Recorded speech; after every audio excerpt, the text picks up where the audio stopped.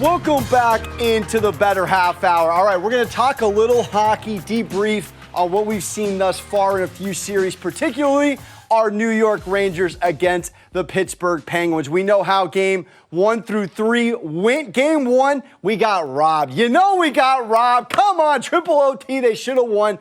Absolutely sauced them in game 2. Really outplayed them for a majority of game 3 until a couple of late goals in period 3. And then we know game 4 wasn't so pretty. The Penguins now are up 3-1 in the series.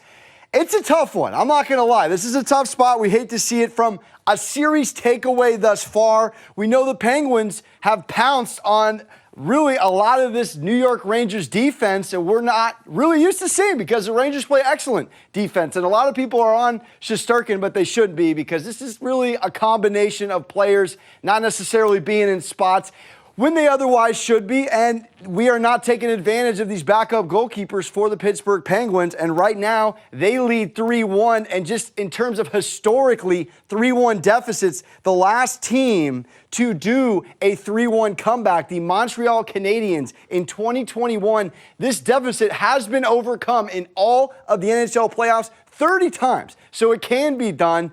And as we move into talking more about this series, let's talk a little bit about some of these top player performances thus far. Let's start out with, I want to mention the second defensive pairing of Keandre Miller and Jacob Trouba. They've been really a bright spot for this New York Rangers defense. And Andrew Kopp leading the team right now with 3 goals in 4 games. Really missing Lindgren, though. That is evident. And about this Penguins team, Crosby getting back to his vintage self here. 2 goals, 7 assists, that's 9 points for Sid the Kid, agent backwards. And Gensel has been just as impressive with 5 goals and 1 assist. Between those two, they are very tough to beat. Malkin in excellent form as well with 2 goals and an assist. And I mean, geez, the goalkeeping has been pretty solid for what we're seeing with the Pittsburgh Penguins hand that was dealt. Now, Panarin, 2 goals, 3 assists for the Rangers, not bad. Kreider, who's been excellent, leading the league in power play goals. He's been serviceable, 2 goals, 2 assists. And Kopp, as I mentioned, leading the squad right now. Also want to shout out Brian Rust for the Penguins. He's got a goal and 4 assists. And Jeff Carter, 3 goals, and Malkin with 2 goals. But let's talk a little bit about these betting trends as we move in to the next game here.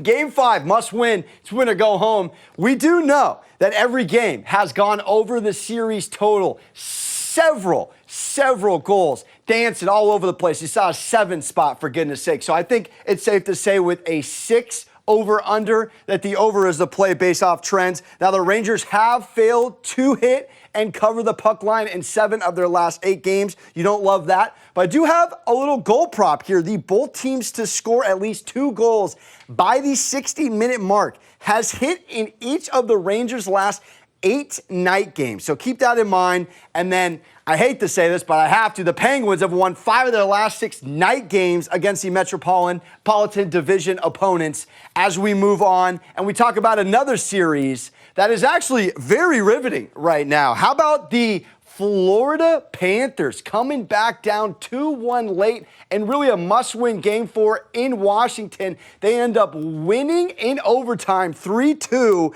and it is absolutely thrilling for this Florida team that was the best team in the regular season. Now this Capitals club clearly relying on the Wilsons and the Ovechkins to come through for them. Series is tied 2-2 as we go to a best of 3. Now the Panthers, on a betting trend, have won 12 of their last 13 home games at home following a road win. And the underdogs have covered the puck line in 12 of the last 13 between the Caps and the Panthers. And I got to mention, each of the last Capitals 4 night games have gone under the total game line. Obviously, game 3 went over. Afternoon game, though. So let's keep it moving to another gridlock 2-2 series between the Dallas Stars and the Calgary Flames here. Calgary won game 1 before losing home ice, and then came back and caught a huge road win in Game 4, 2-2. All 4 of these games have been extremely close. Each team has scored a total of 7 goals. Johnny Hockey leading the way. 4 points for the Flames. Pavelski leads the way. 4 points for the Stars.